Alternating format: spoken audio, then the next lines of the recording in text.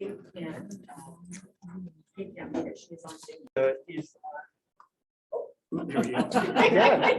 Let's try it again. I'd like to call the Board of Education special meeting for the public, for the purpose of a public hearing for the proposed 2022-2023 school budget. If everyone can rise and pledge allegiance.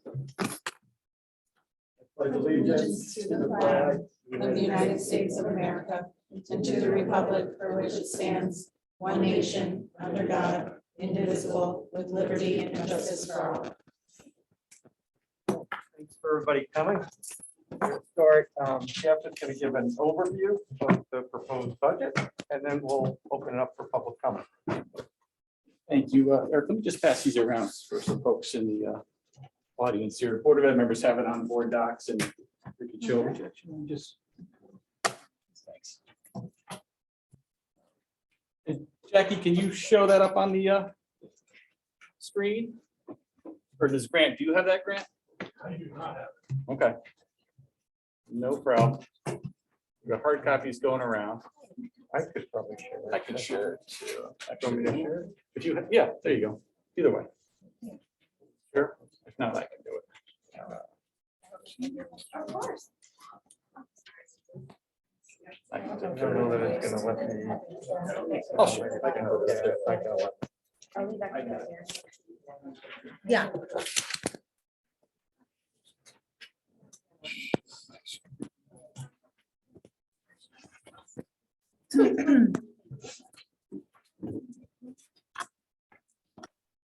That mode.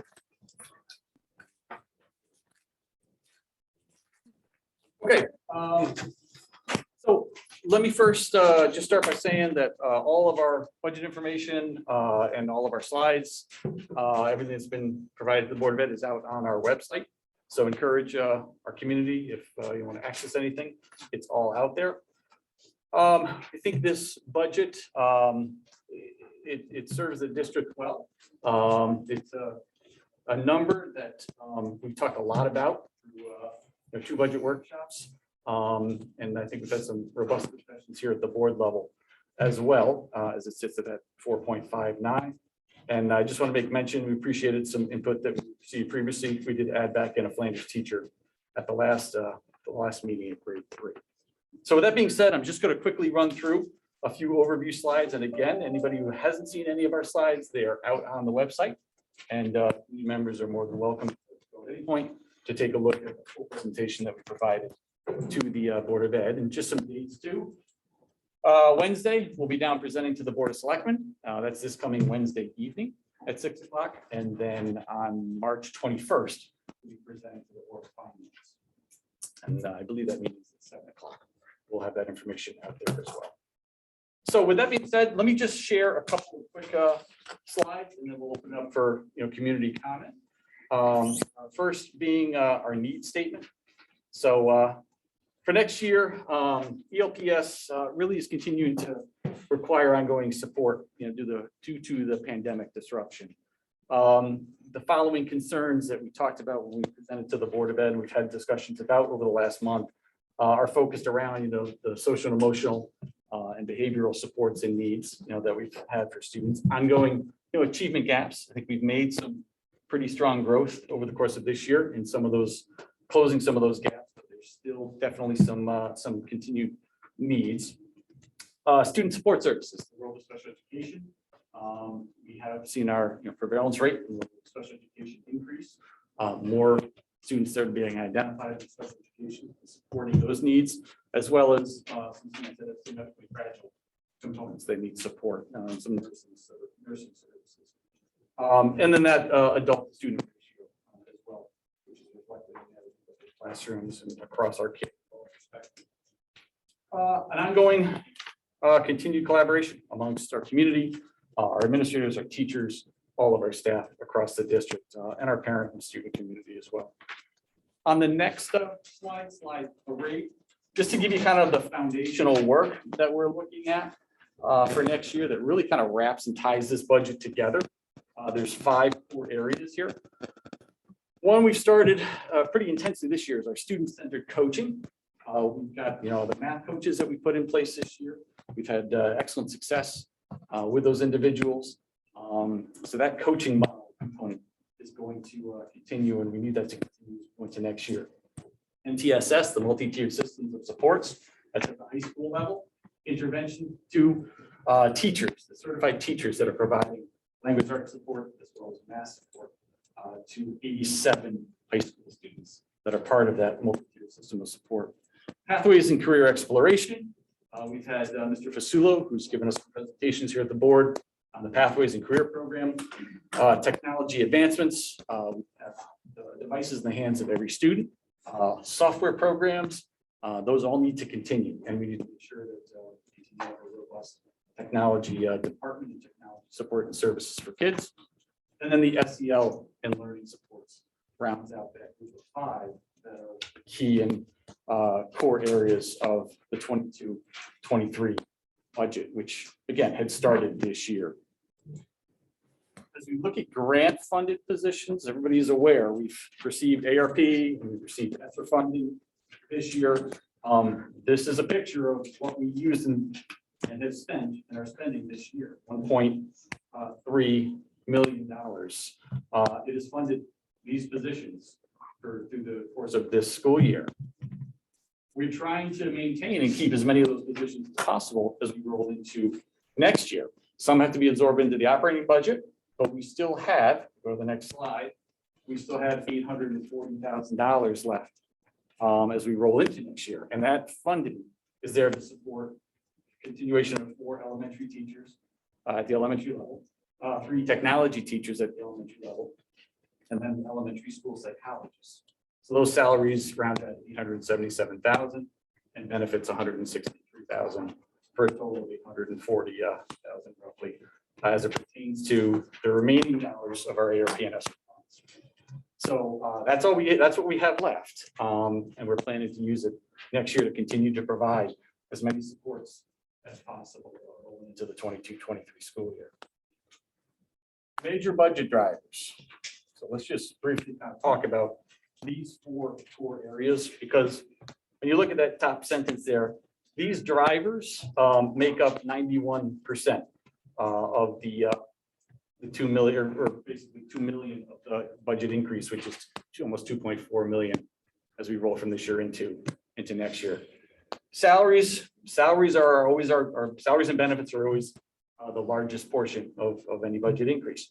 48% or almost 49%, or $1.1 million of the budget increase is because of contractual increases that we have for all of our certified, non-certified, all staff across the district. That average is 2.50 for an increase going into next year. And again, I mentioned some of those staff we have currently in and have used ARP and ESSER funding for. Those are now included in the operating budget. So we do have an increase of some staff there. Benefits we put at 5% going into next year. We still don't have a final number. We're in the state partnership plan. So we're waiting to see what the final outcome is for the state insurance increase for next year. We hope it will be lower than 5%, but we just don't know yet. But we estimated based off of the work that we've done with our broker at 5%. Contracted services. This is mainly due to technology contract and the nursing contract. The technology contract, we had to use funding under contracted services in the operating budget to cover the cost of some, ARP ESSER funding to cover the cost of some of the technology that we have through our vendor to afford the cost of the baseball field. So that was a piece of this. And you can see that second bullet portion of the technology contract was funded, through that ARP grant. And then I mentioned earlier the nursing components due to the needs of some students with medical needs. We needed to increase the nursing contract, middle school, middle school, and a health aide at Lily B. Haynes. So contracting services is up $325,000 of the overall budget increase. And the last one, which we continue to grapple with, which we're not seeing going down anytime soon. I know Mariana and I, our finance director, have had a lot of conversations about utilities, electric, gas, propane, natural gas. All of those are continuing to be, on the rise and not slowing down anytime soon. As of right now, it's a 11% increase over the current fiscal year, or 278,000, almost 300,000 of the budget increase, and that's that spike in electric and again those other fuels. So we're watching that closely, and again, inflation all around is up, and that is a concern, but something that we have to address. So if we look at just a quick recap of the proposed district budget and where we started from back in the budget process, each year starts really in September. So we reach out to the schools by November. They're already underway with developing their budgets and submitting those by Thanksgiving. Preliminary budget out of the gate back at that time was a 6.95% increase. We put in all of the grant funded, the positions that were funded by the grant this year. That bumped it up to almost 10% of an increase. And then we've made those reductions and had further conversations through our budget workshops to get it down to a 4.59%, and that $840,000 is applied to that as well. And we talked about the remaining ARP and ESSER dollars. So there's where we're at, a 4.59%, which the board has been discussing at our last few meetings. And with that, I'll stop my talking and turn over to the board as well as any public comment on the budget itself. Thanks, Jeff. So we're going to open it up for public comment. As a reminder, we're going to follow the traditional public comment rules. So if you can get up, state your name and address, and we have 3-minute time limit for each person coming up. A little different is this is a special meeting, so the public comment is specific about the budget and the budget proposal. We have a meeting next week with our normal public comment. So if you have something that's outside of the budget, next week we have plenty of time for that. Is there anyone who would like to step up first? Who's gonna be first? Thank you. Hi, I'm Doreen Ryan. I live at 5 Irvingdale Place. I had sent an email to everybody. I'm just gonna read my email. So dear Superintendent Newton and Board of Ed members, I'm writing to you today as a concerned parent. I have 3 daughters currently in the 3rd grade at Flanders Elementary. At the Board of Ed meeting on January 10th, where Superintendent Newton presented the proposed budget for the 2022-23 school year, it was stated that Lily B. Haynes needs additional teachers to provide smaller class sizes. This is because there is extra support, needs, and requirements put on both the regular education teachers and the special education teachers in that school as a result of the specialty programs in the building where children with significant special needs are included in the regular education classes. I fully support providing Lily B. Haynes with additional teachers that they need. However, I feel that the district is going about this in a way that will negatively affect the children at Flanders and Niantic Center. Shuffling teachers around is just a band-aid to the bigger problem. Class and grade sizes fluctuate from year to year, but overall our elementary schools are growing. 4 full-time elementary teachers were added last year using the ARP money and will continue to be funded by the ARP money in the 2022-23 school year. What is going to happen in the future when that money is used up? Based on the history of budget increases, adding 4 or more full-time elementary teachers is going to be a big feat. Now is the time to add additional elementary teachers to the budget before the ARP money is gone. Many of the estimated class sizes for the 2022-23 school year at Flanders and Niantic Center are at the top of the Eastline class size guidelines. In particular, the upcoming 4th graders at Flanders will have the largest class sizes in all the elementary schools with 22 and 23 kids per class. East Lyme has always prided itself on smaller class sizes. There are countless studies and articles out there that state that class size affects student learning, particularly for elementary students. Larger class size means less individualized attention for students, less opportunity to be called on for class participation, and additional stress on teachers to manage the classroom and identify strengths and weaknesses in their students. Additionally, there is no question that COVID has had a global effect on students. The #1 goal of the Board of Ed is recovery, to support and monitor the recovery of the district from the pandemic. I personally feel that the current elementary students may have the hardest time recovering from the pandemic and have the most long-term effects. To put this in perspective, my daughters, who are currently in 3rd grade, haven't had a regular school year since kindergarten. and all the grades below third have never had a normal school year. Elementary school is where these children learn the foundational skills that will be used in their schooling going forward. Increasing class size will be an added stress on these kids and the already stressed teachers. I ask you, how is this helping with recovery? I wish there was an infinite amount of money that we could spend on our schools. Unfortunately, that is not the world we live in. You as a committee need to decide on what you ultimately feel is best for our district. I believe we can do better for our elementary students. Please reconsider adding additional full-time elementary teachers to keep class sizes down for Flanders and Nyack Center, as well as the Libby Haynes. Thank you. Thank you. Thanks, Thank Judy. you. Someone else like to go next? Great job. But I'll have a quick chat. So my name is Kristen Amick. I'm over 10 Parker Drive, and we have 3 kids in this district. One who's in 5th grade this year, and a 3rd grader here at Flinders, as well as a kindergartner. And I know I sent this group an email earlier, so I won't, rehash all of it for you, but I love statistics. So I'll just say a few notes and then just kind of some personal thoughts. So it's my understanding there are plans for the consolidation of next year's 4th grade class at Flanders.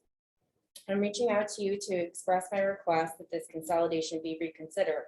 As I understand, the consolidation would result in class sizes of 22 to 23 children. I'm sure we're all aware that research has shown that class sizes no larger than 18 students are required to produce the intended benefit of effective teaching. These smaller class sizes are particularly effective in raising achievement levels of low-income and minority students. Additionally, smaller class sizes have an effect on the ability to retain effective teachers. Teachers with larger class sizes are more likely to seek other positions. I recognize that we're all balancing, and this is a decision largely about balance. And I do want to encourage the board to balance your fiscal decision to ensure it's not having other unintended long-term consequences. I know we just spent some money last year on the independent contractor, and you have to forgive me, I forgot the name. I was like searching my emails, couldn't find it. But to look at to reach out to the families in the communities to see how we can help our students. And we know that this information is especially important for our low income and minority students. Increasing class sizes is exactly the kind of decision that would disadvantage the very students we hired this independent contractor to help us benefit. My fear is that if we make the class sizes too big, we'll lose one or more of our teachers in addition to our students suffering in their academic achievement. This could cause either an immediate burden in the 4th grade for additional teacher and or student assistants, or it will cause a burden on the assistance programs required in the middle school next year. If we can intervene with these kids by giving them an early class size, giving them a class size below the proposed 22 to 23 students per class, we can get a head start in helping the kids while simultaneously providing ourselves with a cost savings from not having to hire increased student assistants for the children in the 5th grade due to the impacts of the larger 4th grade class sizes. And with that, I'll just finish and just say, I'm a full proponent of early intervention. And based on past board meetings, I know that this board is also a proponent of early intervention, and that it's less expensive to intervene when they're younger than to intervene when they're older. So that's it. Thank you very much. Thank you so much. And who's next? Thanks. Good evening, Siobhan Burley, 20 Patterson Drive. I also sent an email earlier today, so I'm probably just going to read it. I'm here today to express my concern over proposed increase in classroom size. A particular concern is the increase in classroom size for the 2022-23 4th grade graders at Flanders Elementary School. My son is currently in 3rd grade at Flanders Elementary. He has benefited from the smaller class size. We came from a district that had 21-22, students per class, and I have noticed a huge difference in social emotional learning and the ability of the teacher to meet his needs and those of his classmates with a smaller class size. Current third graders, fourth grade next year, have not had a normal school year since kindergarten. Opportunities for growth and crucial foundational skills came to a halt when COVID began in their first grade year. This is the first year that they are full-time back in the classroom, and many gaps need to be addressed. Fourth grade will be a crucial year as teachers try and prepare them for middle school. The reality is that no matter how great our teachers are, and I think our teachers are wonderful, there is only so much they can do. I fear that larger class sizes will increase the gap and put more demands on both our students and our teachers. However, smaller class sizes will lessen the stress and give the teachers more time to analyze data to see how to best meet the academic needs of their students. It will give them the ability to do more targeted interventions. In addition, smaller class sizes will allow teachers to continue to work on social skills with peers and how to deal with emotions.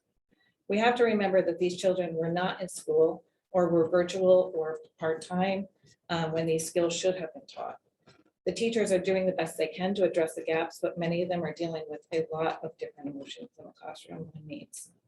I understand the tremendous effort that everyone has made to keep the budget as low as possible in a time of considerable need. I also understand that you are still within the guidelines for class size. However, those guidelines were created prior to COVID. And I think that everyone can agree that we now need to look at things through a different lens. Now more than ever, we need to listen to the research that states that smaller class sizes are optimal for academic and social growth. In addition, with more and more people able to work from home, many people are still looking at this area to get out of the cities. If our population is growing, the budget must reflect that growth. The upcoming fourth graders will only have one more year at the elementary level to try and fill in some of the gaps that COVID has produced. We hope you will reconsider eliminating a class for next year's fourth grade.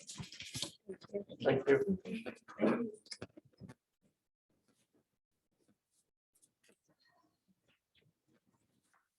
Hello, Ashley Spakowski, 13 Mill Road. I did email everybody on the board about the class size for next year. So instead of reading it, I'm just going to pretty much reiterate what my fellow mom said. I have a 5th grader at the middle school and a 3rd grader at Flanders.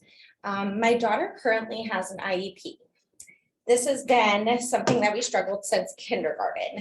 After COVID hit, she's been struggling with anxiety, depression, all these things that kind of just came about since she got back in the classroom. I think having these numbers go up in the class size is going to affect these children where they're going to be overlooked. The teachers are not going to be able to identify these children who are struggling and don't have a voice to speak up. So I'm just here to speak up for my daughter, honestly, and hopefully we can keep the class sizes down to benefit the kids. Thank you. Thank you.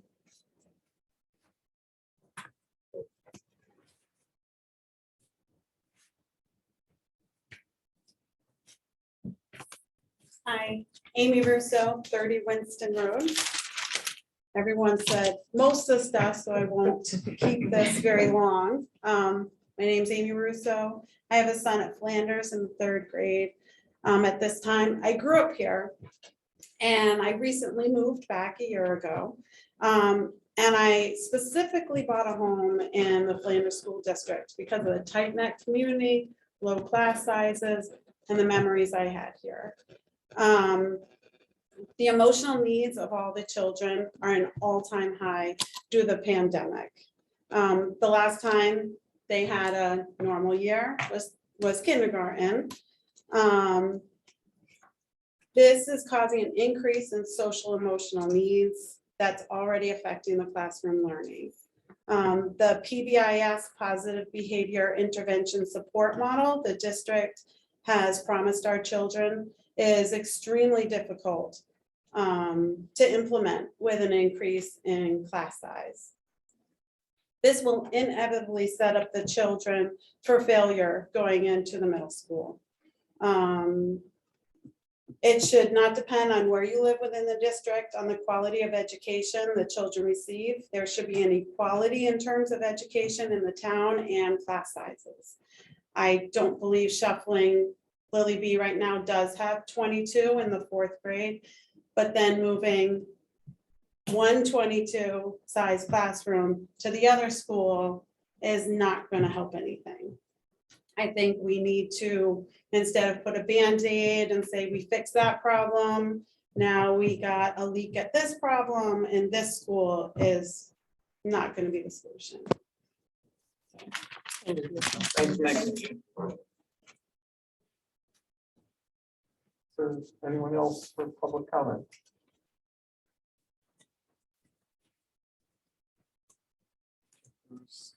Potentially a Zoom, right? Yes. Jackie, do we have anybody on Zoom? I haven't got any messages that wanted to speak. I do not have anyone that has reached out in Zoom, no. Okay. Open up to anybody on Zoom? Anybody say- Raising their hand.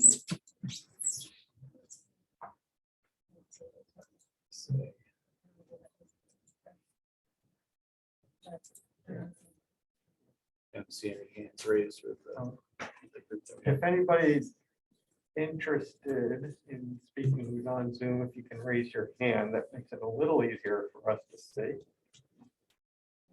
Give it another.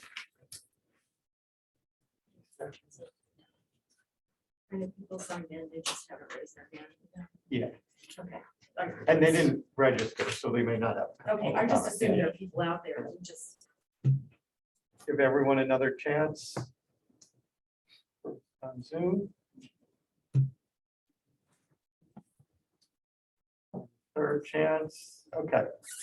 And is there anyone else present who would like to give public comment? Hearing none, I would like to make a motion to adjourn the public hearing. Point of information, we did receive a letter from faculty at the Coastal Connections.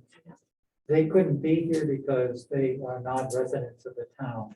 I think the points they raised in their letter as faculty in the district are pertinent to the discussion. So if there's some way we can, I would be willing to read that letter into the record, or if we could just put that letter into the record as reflection of what the faculty at Coastal Connections felt about the proposed budget cuts for their programs.